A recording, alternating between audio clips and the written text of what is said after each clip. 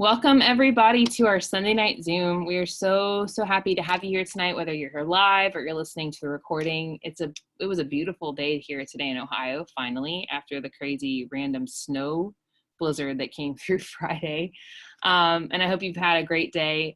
Thank you for taking the time on your Sunday to be here with us. And if you're listening to the recordings, we really want to encourage you to set some time on Sunday evenings to hop on with us live. It just really means a lot when you can connect in person and you can chat it up in the chat bar and just take time to connect with other people's stories. I'm very excited to have Megan sharing tonight. So for those that are joining, all of our team, Freedom Family, is our larger coach team. There's lots of smaller teams or big teams, small teams, all around, and we gather into this one huddle.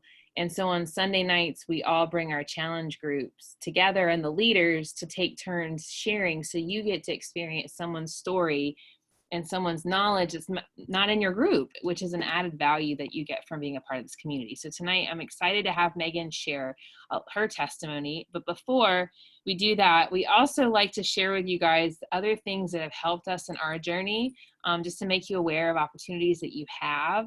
And so I'm going to hand it over to Sarah, who's going to share our little product focus for the night. Hey, you guys, I wanted to tell you about two things that I always have on hand in addition to my Shakeology. So I actually use a lot of products at this point because I keep finding new things that I really love. And so most of us are using Shakeology. And then there are two things that I use sometimes in combination with my Shakeology and sometimes not. But the one of them is a digestive health boost. And this is designed to go in your Shakeology. And it is a way to increase your dietary fiber, but like your soluble fiber. And so it's a good source of fiber in addition to what you're eating. And I'm going to tell you, like, pardon me for just the overshare, but it's like the best poop of your life kind of thing, you know? And so I feel like it helps me in either direction, if you know what I mean.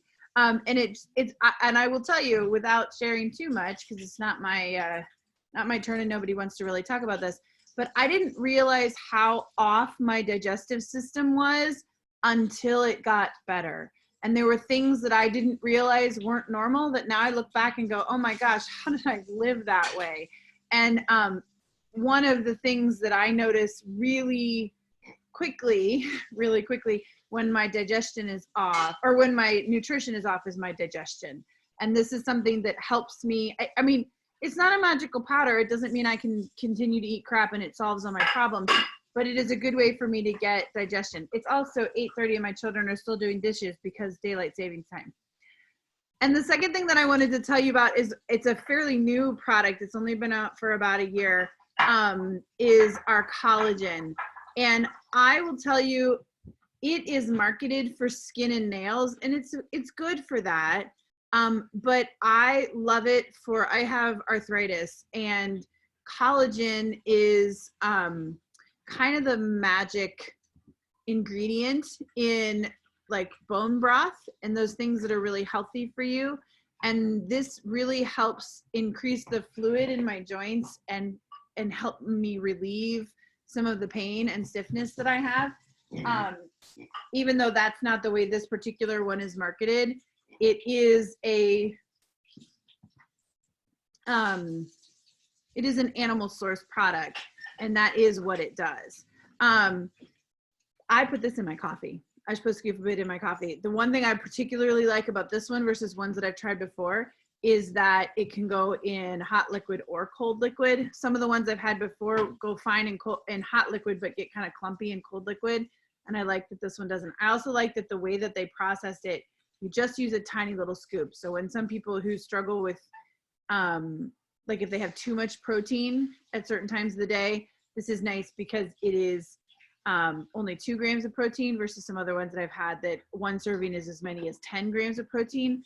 And that's not been a problem for me, but I know that there are some people who can't have that much at once on top of the rest of their food. So those are two things that I always have on hand. that if you are interested in hearing more about them or how to order, I mean, if you log in, you can order without going, like you don't have to have a special link or anything like that if you log in and order. But if you have questions, you can always ask your coach and they can tell you more about it. So thank you for that. I'm going to kick it off to Megan, or kick it over to Megan and let her get going.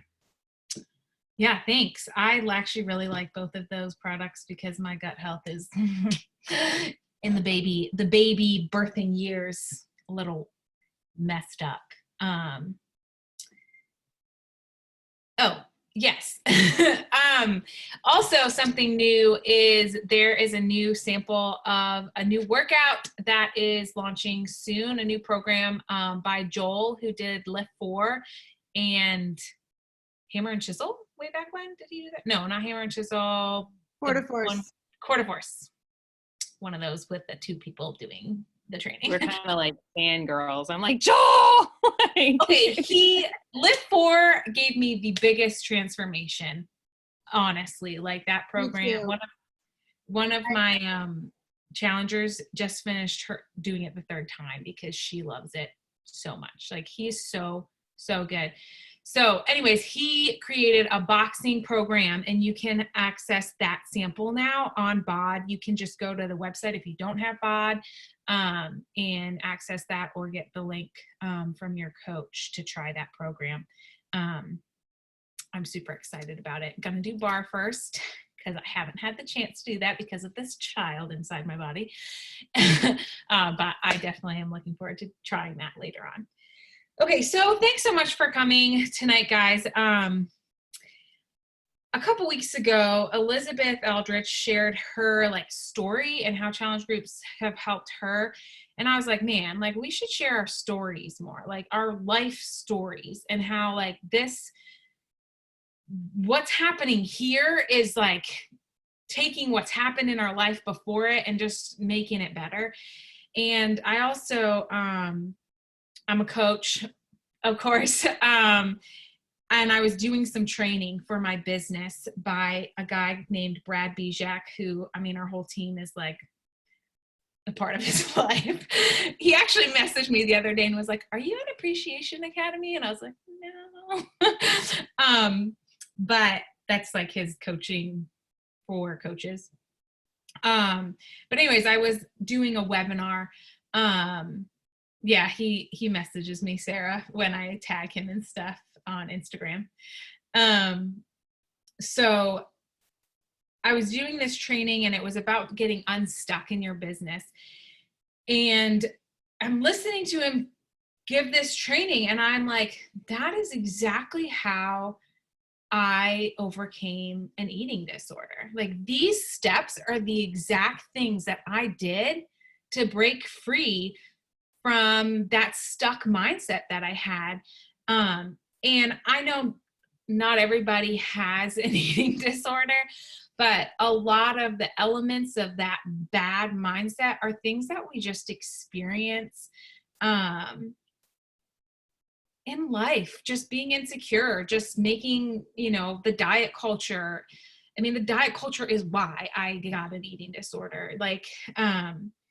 So the reason I'm sharing my story tonight is because I want you to know how you can be unstuck in whatever obstacle you are experiencing in your wellness journey right now. So I'm going to give you his formula to start off.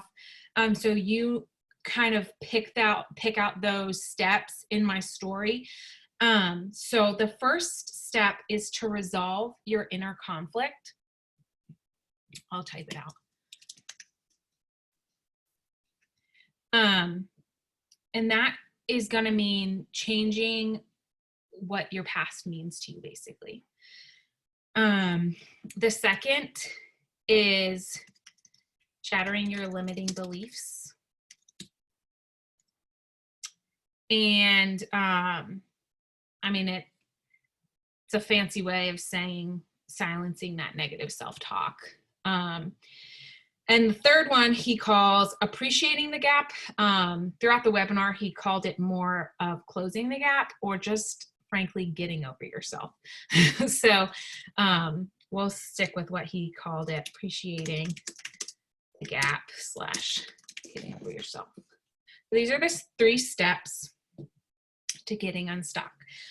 So my story begins, I'm one of 4 kids. I'm the youngest of 4 kids. My mom had big babies. We're going to start at birth here.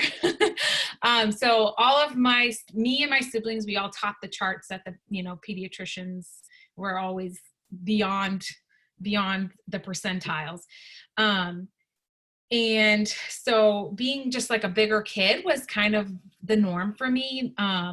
Growing up, we'd always joke, one of a family friends that we'd go over to, we'd always be hungry if we ate over there because they ate really small portions, and that was just the way they were made. And we were like, man, we're so hungry after we eat dinner there, because we ate a lot. And but I kind of stayed bigger and got bigger, and my siblings kind of balanced out. And I kind of took pride in being like, when you're like a big kid, oh, I'm the tallest one in the line. I'm the biggest one. And then I started realizing like that there were negative feelings toward being a bigger person, as early as like 7 years old. And my mom is an amazing person. She's like my best friend, but she was blessed with a very thin figure and a really fast metabolism her whole life. And so after having 4 babies, her metabolism wasn't the same, and her eating habits didn't align with her slower metabolism. So she was feeling insecure in her body image and really seeking diets. And one that she was a really dedicated to was an Atkins diet, which is, I think it's actually pretty similar to keto, if I'm not mistaken. So it's very dramatic, it's very drastic, very restricting. And so I saw her going through that and getting excited about her weight loss and everything. And at the same time, I had just kind of compulsive eating habits. Just like the good old American family, we had candy in the house. We had really bad cereal, Eggo waffles. We had Little Debbie's. All that processed high in sugar food was a part of our life. And I was so addicted to it. And I would sneak it because my parents would say, like, you really shouldn't eat that, like all day long. But I would do things like go to a friend's house and eat an entire box of their fruit snacks, like an entire box. Or I would sneak Little Debbie's into my room in my clothes, so like they couldn't see. And so I got really overweight as a little kid. And at the same time, I'm thinking like, I don't want to be this way. I don't want to look this way. It's not acceptable. And then seeing food as like this thing that I couldn't control and this thing that I was addicted to and that I ate more of than everybody else. And so I'm starting to have this bad relationship with food and seeing my mom diet and cut things out and think, oh, all carbs are really bad. And the carbs I was eating were really bad, for some myriad of reasons. And my brother, just being an immature kid, bullied me for my weight because he was just looking at for something to pick on me with. Like, looking back now, and this is kind of one of those ways that I think I resolved my inner conflict and changed the way I saw my past, is he didn't mean to affect my whole life. He just meant to make me annoyed and frustrated and upset at that moment, just like siblings do. But he would call me names like, so my name's Megan, and he would call me Mega Butt because it would point out that I was a big kid and things like that. And my other siblings thought it was hilarious. So I had that kind of bullying through my adolescence. And then when I was going into a new school, I was going into 7th grade. I was going to a school that 2 of my siblings had already gone to, and they played sports there. And so I was like, that's just what we do. Like, we play sports at this school. And so I was going to a physical because the school required a physical. In order for you to play a sport, you had to be cleared to be able to play. And my dad took me to the appointment, and when, you know, the first thing they do is take your vitals and your weight. And when I stepped on the scale, he had a very negative emotional reaction to what I weighed. And my dad just doesn't think when he speaks. Like, he is such a good dad and he's such a good man, but he's just does not, empathy is not his strength. So he just kind of outbursted, you know, I've never weighed that much, especially when I was your age. Like, this is not good. And looking back, like, I know he was just worried, you know, because he was my parent and he was the one who was letting me have those habits. And I'm sure, like, being a parent now, I'm sure he took it upon himself and felt the lack of control and this, you know, this fear for my health. But in that moment, I was like, oh my gosh, I'm so ashamed. I am worthless. I'm so just, you know, at that moment, it came from like food defining me to my weight defining me. And everybody who saw how big I was hated me, and it was just bad. So I really struggled with that big time from that point on. And so I went to this new school. I was able to play sports, and was probably depressed in 7th grade, but I hit puberty at the end of 7th grade. And that just helped my metabolism out a little bit. I did start playing sports. I was at school. I had been homeschooled before that, so I was around whatever I wanted to eat all the time. And now that I was in school, I could have a little bit, you know, less access to food all the time. And also, I started growing taller, so my weight was balancing out, and I grew in confidence because my body physically was changing. And that is the only reason I grew more confident that year. But yeah, I just kind of did stupid things, like ditched my old friends because I thought they were, you know, the losers I had to hang out with when I felt bad about myself and really wanted to be accepted by the popular kids. So I like made sure I hung out with them. And everything at that point in my life was about like my image. And by the time I was in 10th grade, I believe it was, I was assigned a research paper, and knowing that if I picked a topic I was passionate about, I would do a lot better, you know, completing the assignment. So I knew that I was passionate, so to speak, about health, because I really was obsessed with how I looked, and had been trying all these diets since I was 7, but none of them were sticking. And so I, you know, collected my resources, but only obsessed over one book, which was written specifically for teen girls and their nutrition, which is a horrible idea. It kind of taught the philosophy of the calories that you consume are like, your body will naturally burn these many, and then anything you eat over that, you're going to gain. Anything you eat less of, you're going to lose, which is baloney. And so I just got obsessed with that. And I also had a family friend who was going through anorexia at that time, and I idolized her.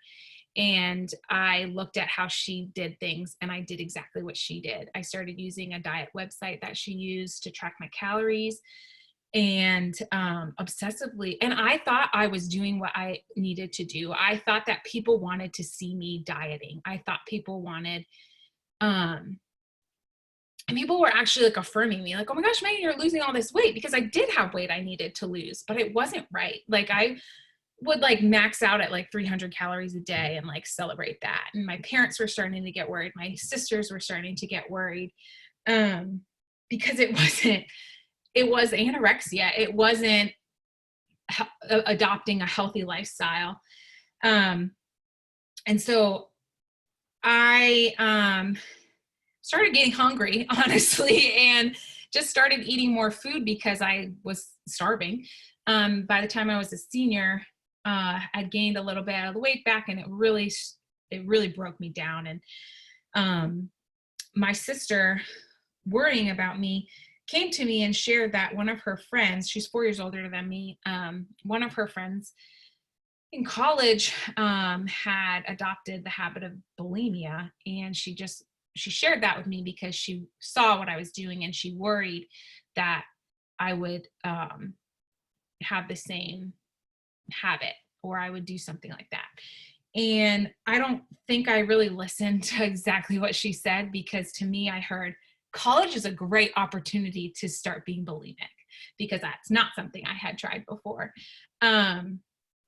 And so I went off to college, and I was like, great, like, this is it. I'm going to have this transformation. I'm going to get skinny and whatever. And then I lived in a dorm with people and didn't want them to hear me throwing up every time I ate. And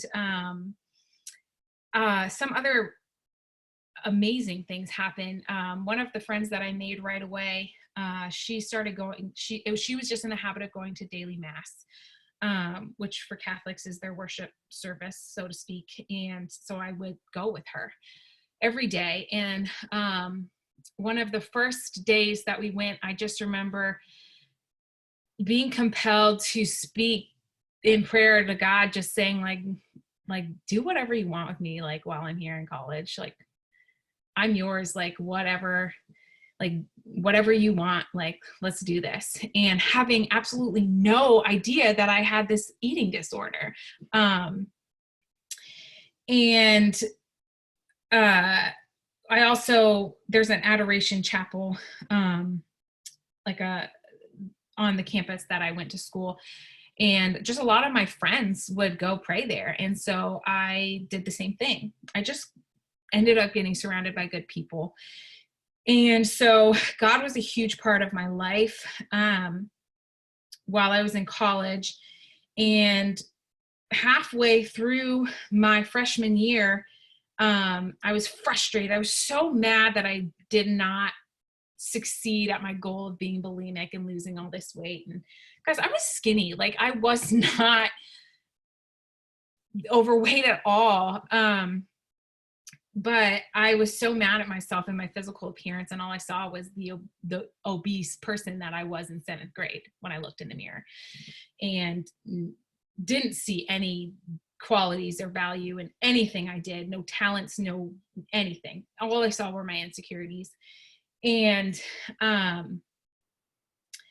it just hit me that I was not doing the bulimia because it was a secret. And finally, I was like, well, why is it a secret? Why don't I want people to know? Because you're not supposed to be bulimic, because you're not supposed to have an eating disorder, because that's not what people want to see you do. And I was like, dang it. Like, I have been doing myself wrong, and I am suffering.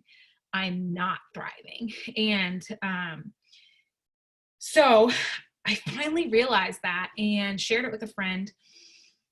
And he kind of helped me realize that I was, like, all my limiting beliefs, he helped me acknowledge all of them.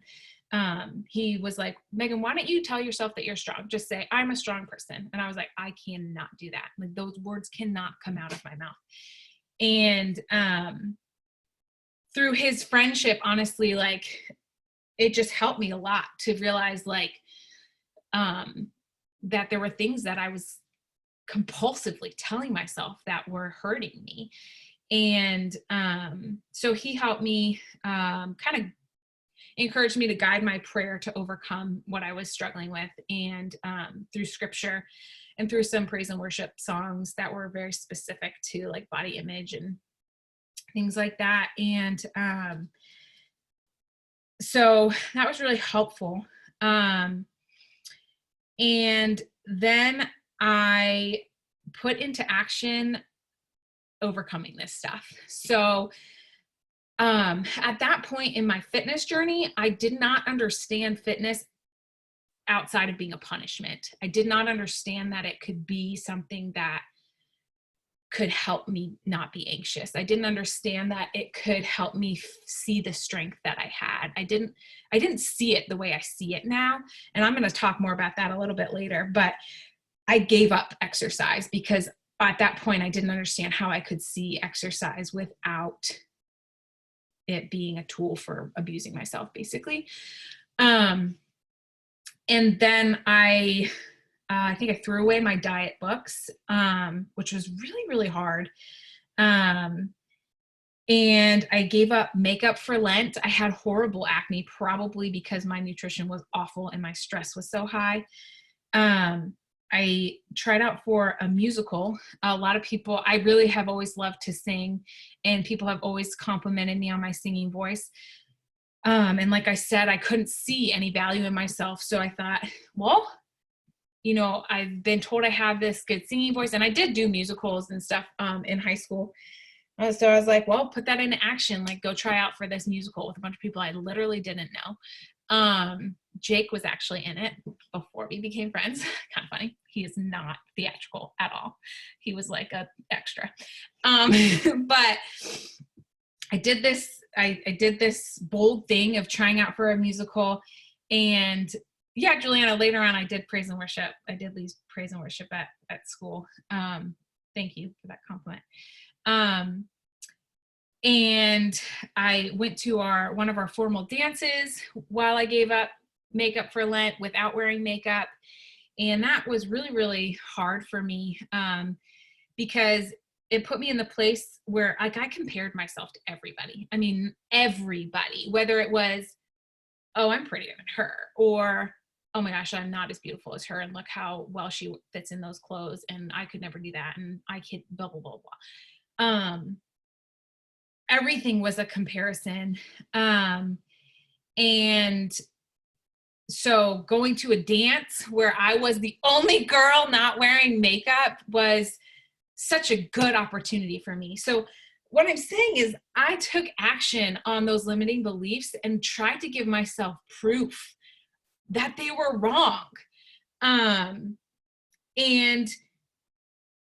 I come to the end of the summer, or come to the end of the school year, and bikini season, summertime, huge trigger for me. So I'm going home. Home was a huge trigger for me too. Not because my family life was great. Like, yeah, my dad said those things. Yeah, my brother was an immature brat when he was little. Like, but they're not bad people. It was just a mistake that they made. And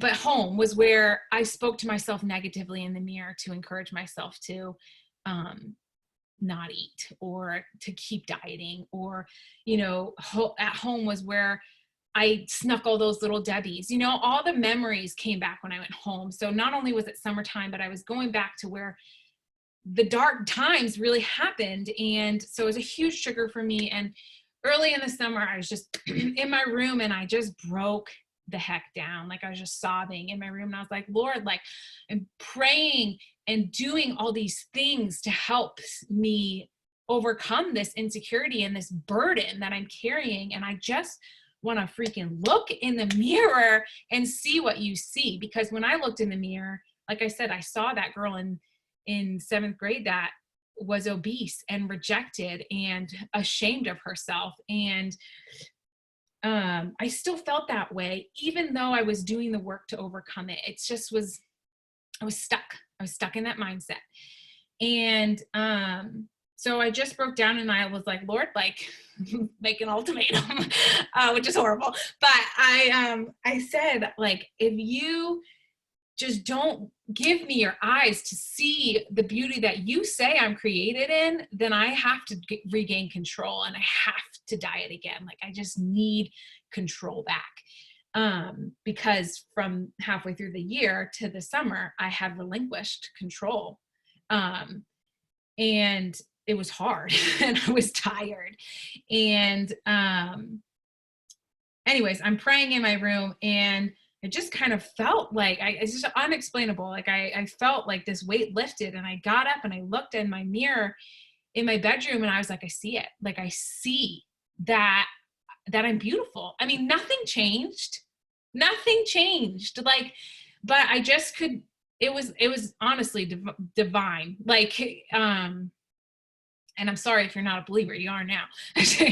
But there, yeah, it's just, I could see it. And I just want you to hear that I did the work, and I got an answer to my prayer. And we don't have to work to get the answer to our prayer, but there's so much good that happened in doing the work and having that experience with God that is leading me even further on my journey and has led me to this point in my life right now.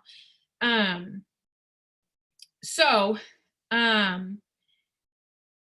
you know, I remember after having that experience, I was really excited to share that experience, really excited to share my story of how God had worked in my life. But I had a couple friends be like, Megan, like, just because you had that really divine experience, God's not done with you yet. So don't forget that. And I kind of was like, whatever. But they were so right, because yes, I finally saw my beauty, but it doesn't mean I didn't see my flaws too. It didn't mean that singing in front of people didn't make me nervous anymore. It didn't mean that I still was a little bit worried if I did gain weight back and things like that. It just that I had a different perspective all of a sudden. And so my story continues. And I remember, like, on my wedding day, I didn't like the way my arms looked in my dress, but I still knew Jake thought I was beautiful. And I still felt beautiful in the way my hair and makeup was done and the way my dress looked. And the whole day was beautiful. And I was able to really be present because I could see beyond just how I felt about my body image. But you see what I'm saying? Like, I was still insecure a little bit. It's just that it wasn't overcoming my entire life. And after I had Killian, when I had Killian, I really honestly, like, went back to my compulsive eating. I just, like, vividly remember eating entire pizzas on my own. So I gained a lot of bad habit weight, not pregnancy weight. And so after that, I really needed to get healthier. At that point, I had known that I had PCOS, and it was really important for me to take care of my health through exercise and nutrition. And I didn't do that because I had gotten pregnant, which infertility was my biggest concern when I first heard I had PCOS. Later to find out there's other things that autoimmune do to you. So one of my friends who is in this challenge group, she actually had done Whole30, and I kind of stuck my nose up to it because I was like, that's a diet. I am not doing that. I was petrified of diets because all I knew was my bad experience with them. And so she was just really gentle about it. She had a weight loss success from it. She also shares that PCOS. So we talked about diet and exercise a lot and how it affects our health because we both had that similar diagnosis at the beginning of our marriages. And so I saw her go through that, and I was like, maybe there's something to this. So I read Melissa Hartwig's book, and it's not a diet. And I was like, oh, this is not, she actually tells you not to weigh yourself. She tells you to, like, focus on how you feel. She even shares some people gain weight. It just depends. And I learned so much about how food affects all the things. And started thinking back to, like, my childhood, like, oh, like, I had ADD my whole life, and all those bad habits of eating really didn't serve me very well. And things like that started to dawn on me. I had postpartum depression, and eating junk was not serving me well.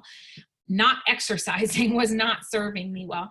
So Jake and I ended up doing a Whole30. which was awesome. I did lose a lot of weight. And then a couple months later, or maybe it was around the same time, I don't remember, that same friend, Claire, invited me to do a fitness challenge that she had found for postpartum moms on YouTube. It was free. And we did it together, and it was fun. And it was freeing because I was exercising to feel good and do it for somebody else besides me, to be a good mom for my baby. And I was starting to come around to the idea that I could pay attention to my nutrition and exercise and be okay with having a physical transformation and feeling better in my clothes, which was something I was really scared to do because I was so scared that I would do God an injustice by going back to having control, which I promised him I wouldn't do, right? And so it just opened my eyes.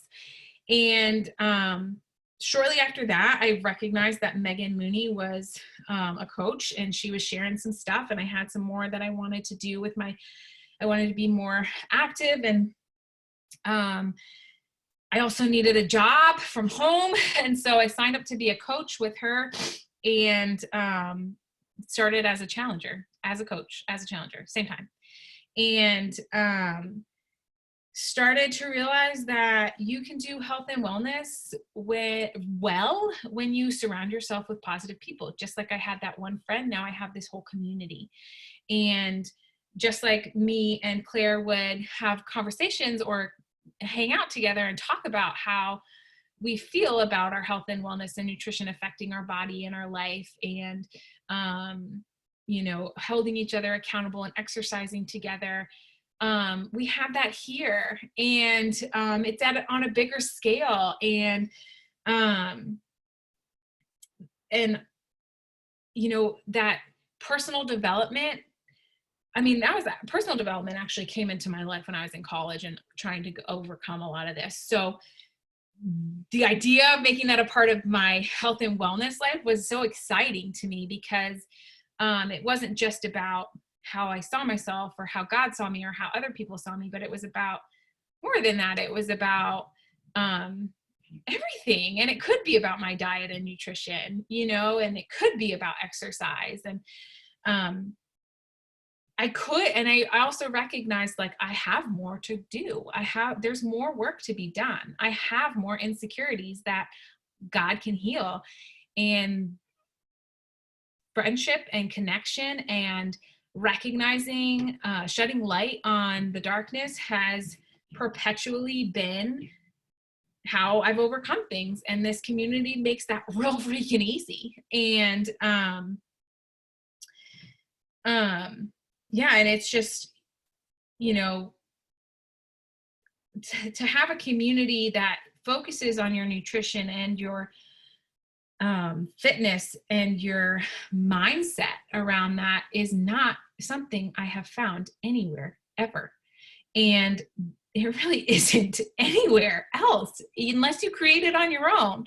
And if you want to create it on your own, then be a coach, because then you get paid. No, but I mean, seriously, like it's such a gift. Like, and I wanted to share my testimony after I had that experience over the summer, because I didn't want people to have an eating disorder. I didn't want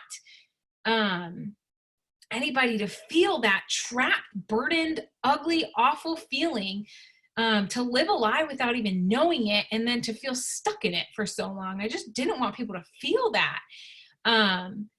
And so many years later, that's exactly what I'm able to do as a coach, which is awesome. I didn't mean to make this like a coaching platform, but so if you realize through my story, like, first of all, there's not an end. That's not it, because I'm still in it, till the day I die.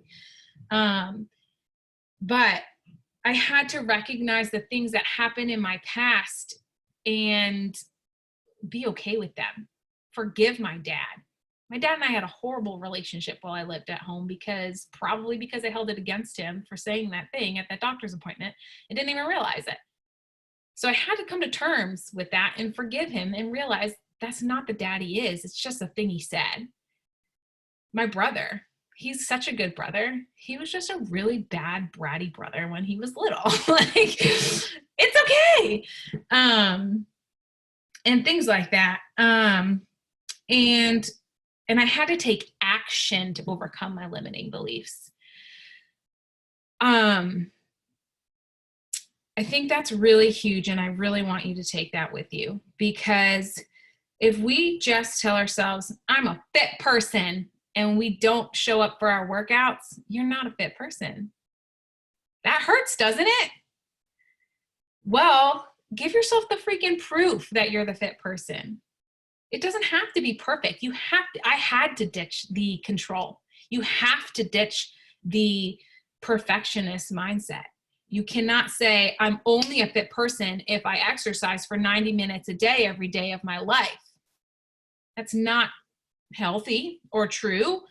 You can be a fit person if you work out for 20 minutes a day, 3 times a week, consistently.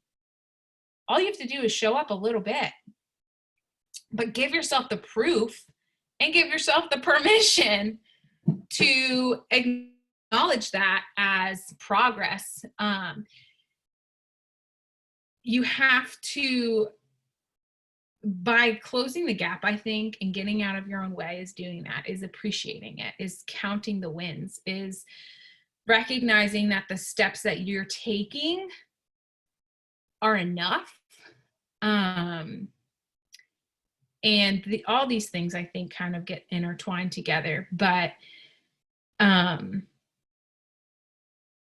you're not, like, you have to allow yourself to enjoy the journey. So yeah, you want to take action and give yourself the proof that your limiting beliefs are garbage.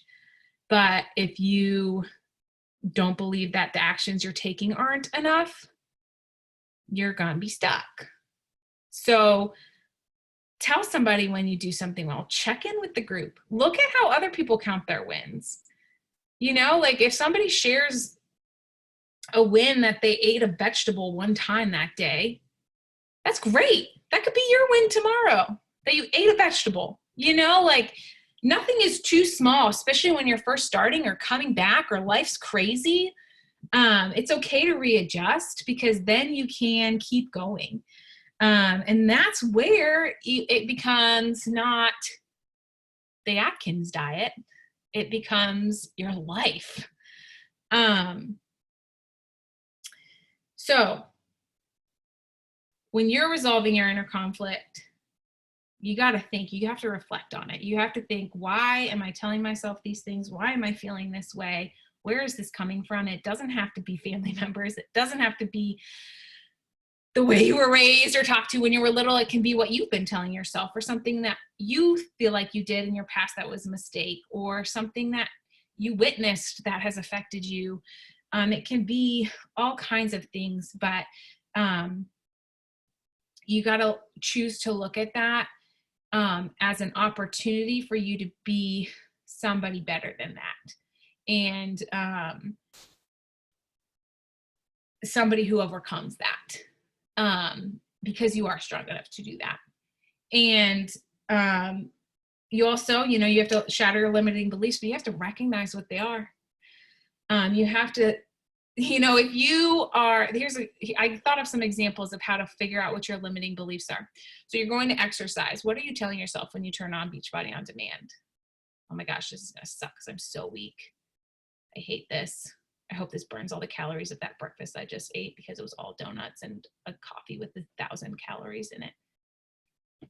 Is that what you're telling yourself? Or are you saying, this is going to be hard and it's going to be awesome because I'm going to get stronger? You know what I'm saying?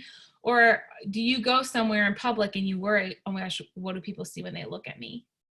Or do you go to have a conversation with somebody and say, how am I going to make this person feel? Like, am I enough of a friend? Am I good enough? Am I da da da da? Like, what are you saying to yourself when you do the things that you do? When you go to work, do you feel confident in yourself, in your job?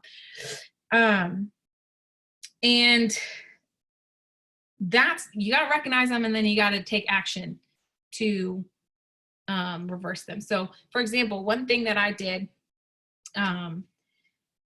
when I was in that eating disorder is I would go in the mirror and I would point out all the things that I didn't like on my body, and I would verbally abuse myself. I would tell myself I was worthless, that nobody loved me, that I was fat and ugly and horrible and all these things. So when I was overcoming it, I did the opposite. I stood in front of the mirror and I prayed, God, give me your eyes to see the beauty that you made me to be. And so take action, the reverse. Give yourself an opportunity to prove that limiting belief wrong. And then count your wins. Learn to appreciate every step you take on the journey, whether it's a step backwards and you got back up, whether it's 100 million steps forward, everything. Because when you, just like I did when I was anorexic, when you hit the size 2, when you hit the number on the scale, it's not good enough. It will not be good enough, because as much as you want to define yourself by that, that's not what you're defined by, and you can't define yourself. Only God can. So he doesn't want you to define yourself that way, so he's not going to let you. And it might sound cruel that he's not going to let you be happy when you hit 100 pounds. But he's protecting your heart, because you're so much more than that. So learn to appreciate the steps you're taking, because when you do get to the destination, or if the destination needs to change, or things happen on the way to the destination, you're going to live your life, and it's going to be an awesome journey, and you're going to have an awesome time when you get there, instead of the opposite experience happening.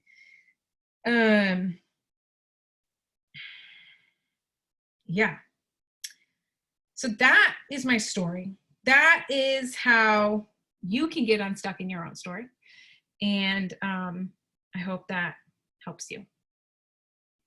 Holy crap. Can I just hug you right now? I'm like tearing up, so proud of you for just being brave. Bullets. I can't wait. I know everyone who's here tonight was touched, and I know everyone who listens will be touched. And I want everyone who's listening here tonight, or when you listen to the recording, to know, like, Megan's story is powerful, and your story is powerful too. Some limiting beliefs are sometimes when we hear someone else's story, we start to critique our own. So if you find yourself doing that right now, stop. I'll say I do that with my own story. And if you didn't feel the same about my story, then point proven. And I love this transition of us having some of our calls wrap our story in, because, yeah, it's great to know, like, you know, how to motivate yourself to get a workout in or whatever. But it's even better when you guys get to see the person coaching you is walking this walk and has walked miles that maybe you have, or maybe you're walking now. And I'm so grateful that you shared. Like, I related to so many things you shared, you know, and my like light bulb, I took so many notes. I'm like writing all over my planner. But I just want to thank you, and I want to tell you, like, it was really powerful. And there's a book that I want to just put, I'm going to put it in the chat, but it's called Praying God's Word by Beth Moore. And it's actually a devotional. And when I was in college and I struggled with disordered eating, my therapist, who I told I didn't just struggle with disordered eating, although she knew it, told me to get this book. And what it did is, it actually is, the chapters are based on spiritual strongholds, and it takes scripture and puts it into a prayer that you can pray to overcome whatever that specific stronghold is. So it was her way of giving me something where I could find the limiting belief. I didn't know what it was back then. And like find, like when you said you would say the truth to yourself in the mirror, like I could read that out loud. And I was actually at Half Price Books today, and there's a shelf full of them, and I almost picked up a copy. Like, give them all to me. I gave mine away a while ago. And so I'm just, yes, this was such a gift. I just know it's gonna, God is really using you, and thank you for being so brave. The part you said that Sarah commented about, like, he said when your dad said, like, it's just a word he said, it didn't make him a bad dad. I mean, I think maybe not all of us, but probably quite a few of us have had dads that have said stupid things because they didn't know any better, or maybe a mom or whatever. But so many truth bombs, so much good. You drank the Brad Kool-Aid. It's, yeah. I take all his freebies. Yeah, he has a great podcast called The Path to Mindset Mastery.